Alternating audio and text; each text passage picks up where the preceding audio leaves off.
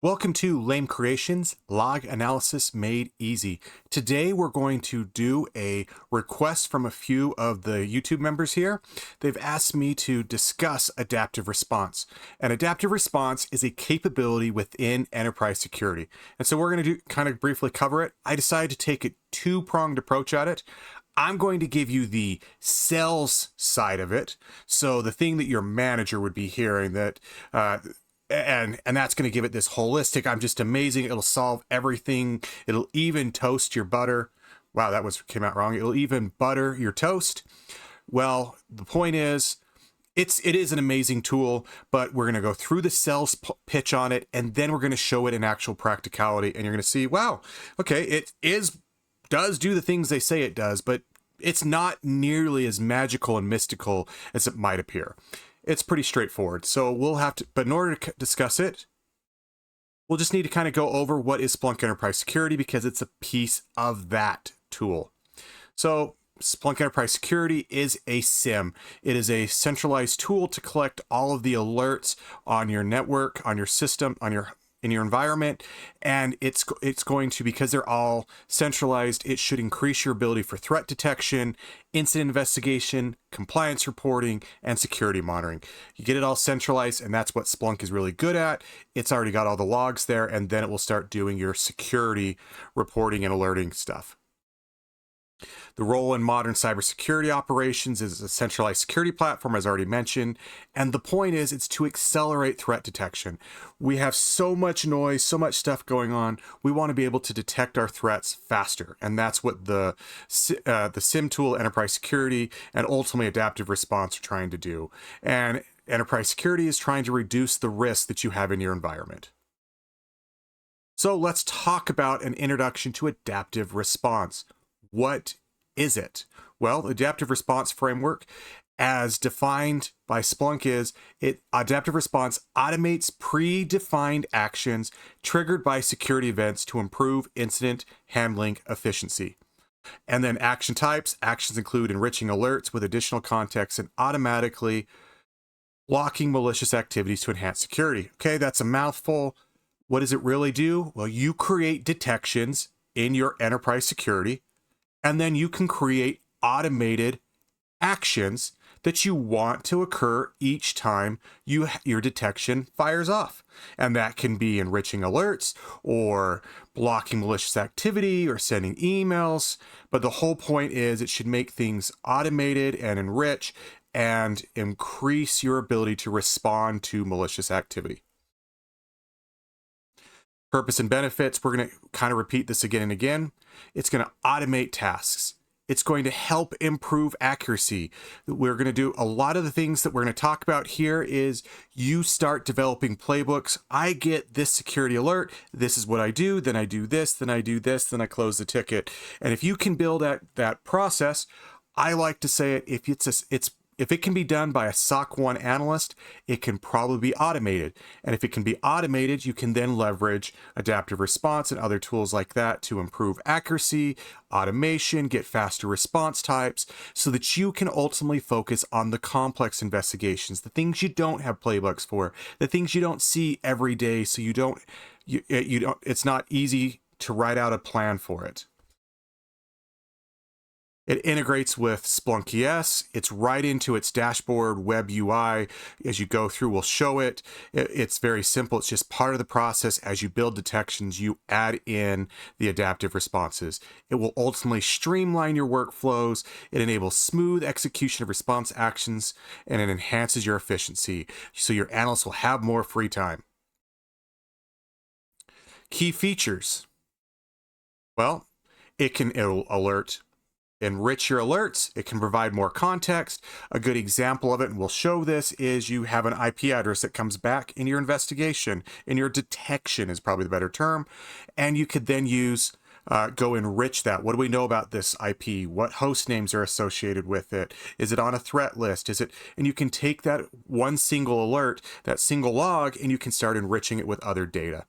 You can also notify users. You can promptly help notify them so they can get aboard on mitigating the risk and coordinating response actions. We'll show that by the fact that you can send it to their phone, send it by email, notify people when certain events occur. You can actually block IPs or accounts. If you have the third-party tools such as CrowdStrike or other endpoint tools, you can actually communicate with them and tell them to take action. You can go to a firewall and say, hey, block this IP, block this port, things like that. And again, endpoint quarantine, if you have the EDRs, things like that, the nice little endpoint detection systems, you can communicate with them to have them take action. And ultimately, very quickly before a system that's infected can spread, you can quarantine it. Again, we're going to use this orchestration automation. Primarily, when I talk about Splunk and orchestration, I think of SOAR. It's in the name, security, orchestration, automation. But the point is, do you have a flow that when you get things, it's that whole playbook, what do you do? And the more you can automate that and orchestrate out its parts, the faster you can respond. And automated, you can automate your playbooks, you can do multi-system orchestration, and you can increase the speed of incident containment. The whole point is that adaptive responses should be playing right into your orchestration and automation efforts. It can collaborate with third-party security tools such as firewalls, endpoint protection, and threat intelligence platforms. As it integrates with those, it gives you more capabilities. You can gain information from them, and you can send information back so that they can be proactive. So what are some use cases? We've kind of covered that, but we'll cover them again. Incident investigation enrichment. You get automatic alert enrichment, faster understanding of your incidences, your alerts. You get automated threat containment. You can get automated blocking, block suspicious IPs, MAC addresses, ports, whatever the case may be. You can isolate systems, and ultimately your threat impact minimization, as you minimizes the threat impact by responding without delay through automated containment actions. So ultimately, the faster you can respond, the less likely that system is able to harm other systems around it. It streamlines your analyst workflows. It means anything that can be automatically done means an analyst doesn't have to do it, which is a time saver. It also will integrate with response systems, and it helps you as the analyst focus on complex threats. You typically won't be doing a ton of adaptive responses if you've got them working, because the adaptive responses are supposed to be automated and they're just going to do it. If you didn't have the automated response, the adaptive response, you'd have to do it yourself. How do you implement them? Well, first you're going to define your response action. Then you can also get some third-party tool integration. If you want to be able to do something that Splunk doesn't have out of the box, you'll want to work on third-party tool integration and ultimately customize your playbooks to put your adaptive responses into the playbook so that they're a part of that playbook. That's the hardest and the best part of security orchestration, is taking a whole bunch of disparate systems and bringing them together to work in one homogeneous, one unified platform, one unified process. Best practices: thorough testing. The more you automate, the more likely you are to cause problems, because, well, in a roundabout way, it's going to save you time. But if you start taking some of these actions like quarantining systems, users are going to get very frustrated if their system gets quarantined and it wasn't supposed to be. And so you want to make sure that any actions you take, you thoroughly vet them. You make sure that you only do them if it's absolutely necessary. You want to reduce down that false positive. And we'll talk about that in the next slide, but that's the point, is you want to make sure that it doesn't make mistakes.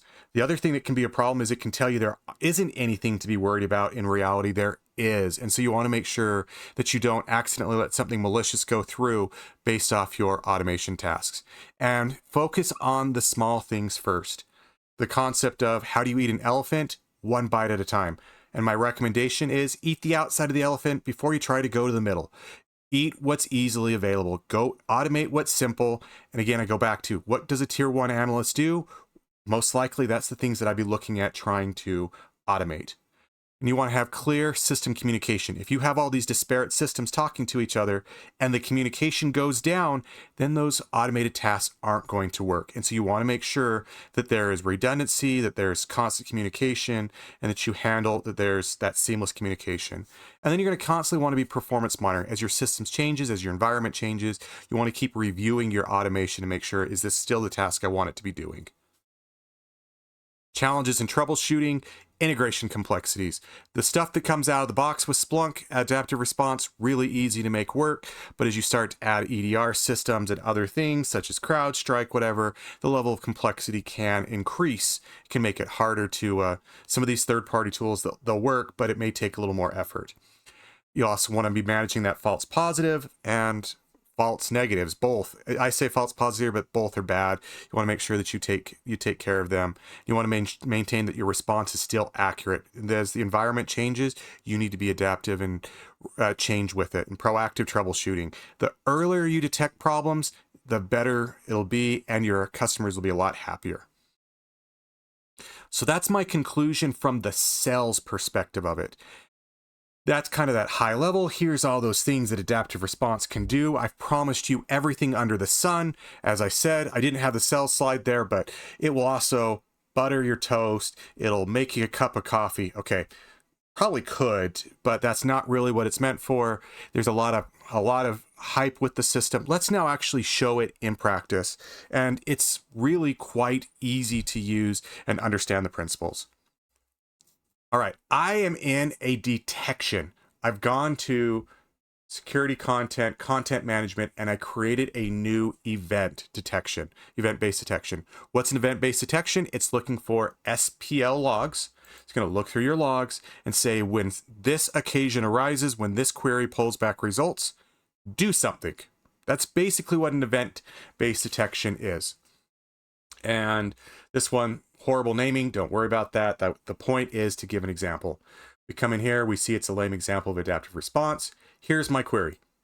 Index equals underscore internal. Well, guess what? It's always going to find something. Why did I do that? I wanted to make sure that I had alerts for this demo.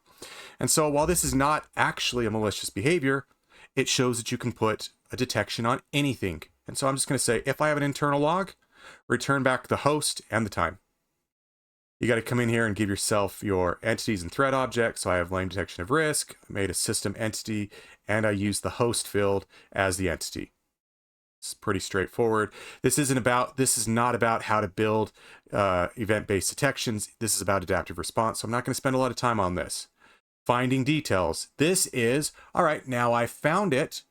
What do you want to show the analyst? This is typically what will show up in mission control. That's the analyst event logs, the event table where they're going to go remediate tickets. All this, nothing really to worry about. One of the things I also say that in some ways, if you want to use the letter of the law, adaptive response, this is not, but it is the whole concept that you simplify things and you streamline.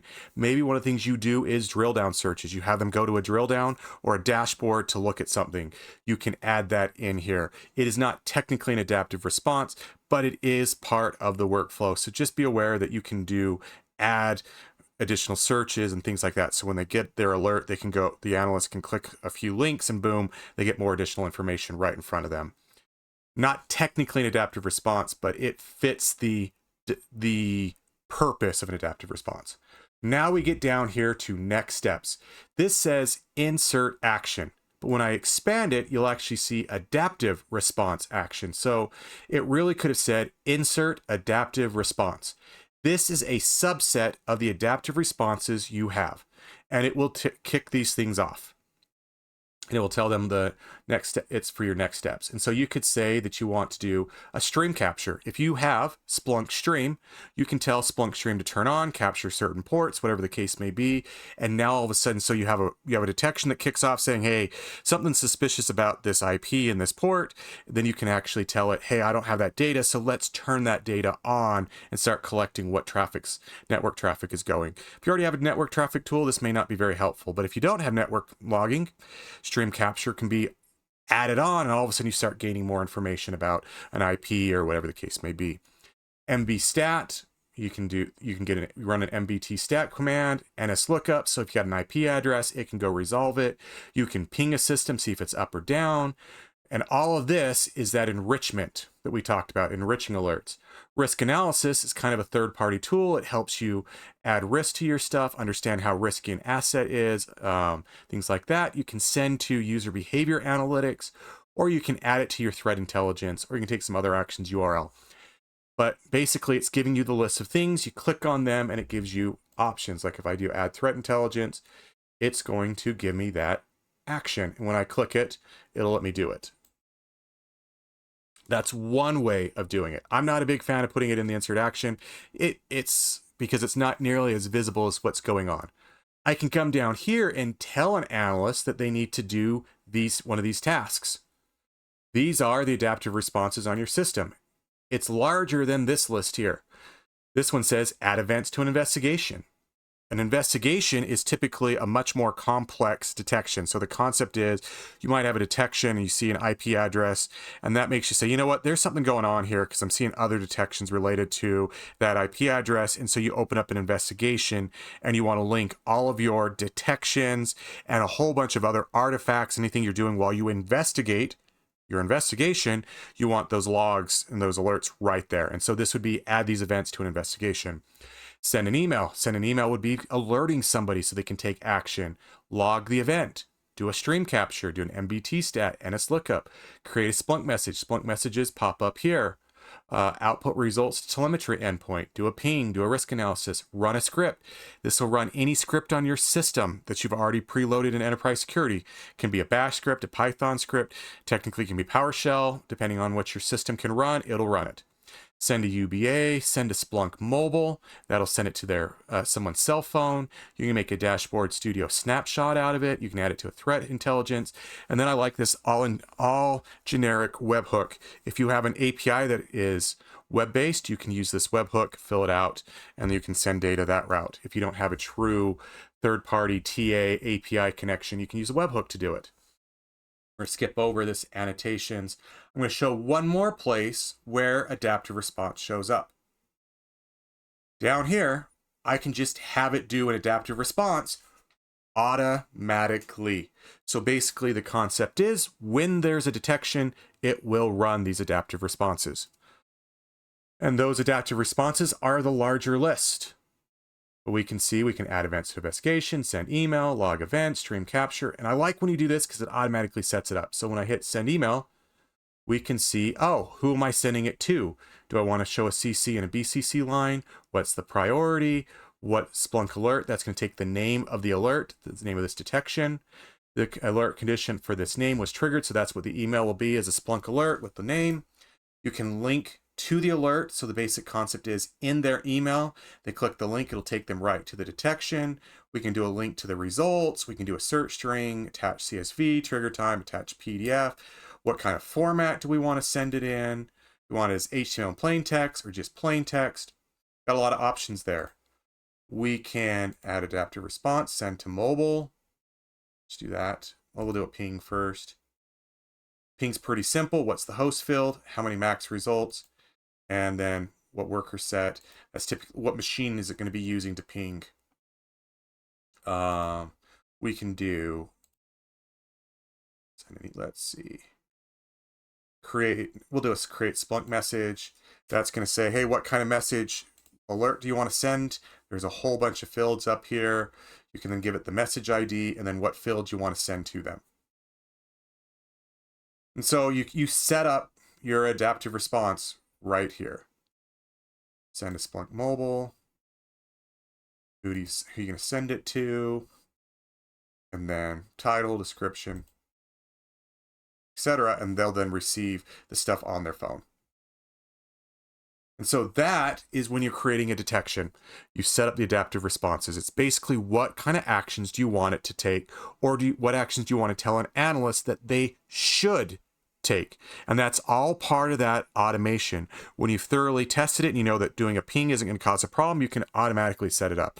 Otherwise, you can tell the analyst when you're doing this ticket, the next step in the process would be to do a ping. And so thereby they can have a choice to do it or not do it. And so it gives you those levels of granularity and whether you want to make it all automated or you're not quite sure that there won't be some negative consequences. So you're going to make sure that an analyst is actually clicking the button to take the adaptive response. All right, so that's the event-based detection. Now let's actually go to mission control and see it in action. So here is my alert. I click on it. I can get information about it. Can actually see the adaptive responses. There should be one adaptive response always, and that's a finding. That was saying, hey, I had an event detection and I want a finding says go throw it into mission control and fill out all the things that mission control needs so that mission control can display it for the analyst to resolve the ticket. So you'll always have that one. If you do something else, you will be able to see it show up here in this list. We can then see what the finding was. This will bring back the query to Splunk where we can see it wrote a log for it. We can do view of the adaptive response invocations. This is the log of the adaptive response being done, the actual mechanics. This is the log about what it found. This is what it did. This is the high level, what adaptive responses were fired. And then if I go in here and I expand my let's close this. I can see the whole screen here. I can come over here to the end and I'm an analyst. I can click actions. And one of the things I can do is run adaptive response actions.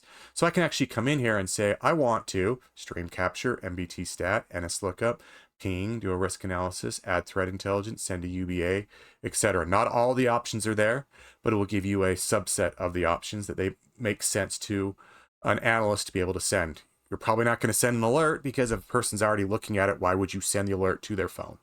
Well, you could just do it yourself. Anyway.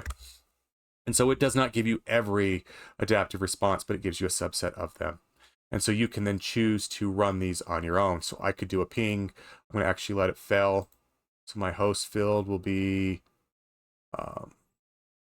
host. We'll do that. It's going to fail, but I want it to actually fail. So I'm going to do max results. And I'm going to select a worker set, which will be local, and I'll run that. Okay, adaptive action has been dispatched. Check the status of the action and the notable event details. So I close that. I click on my box here. And we can see it did a ping. It failed. The reason being is that field didn't exist. So it attempted to ping a field that doesn't exist, which meant the ping didn't work. And I can actually see that if I want to go click the response. And we can see no action, no values came back. So anyway, that is the adaptive response in a nutshell. It is a tool that will allow you to automate your findings. It plays into your SOAR playbooks, your orchestration automation. It should take some of the load off of your analysts and allow you to be able to spend more time on the complex findings versus the mundane repetitive tasks. I hope this was helpful. If you like this video, give me a thumbs up, subscribe to the channel. I always encourage everyone, join my Discord. You can ask me any questions you have there, ask for different content you'd like to see. I always try to help you guys and hope this helps you move from being a lame analyst to a Splunk ninja.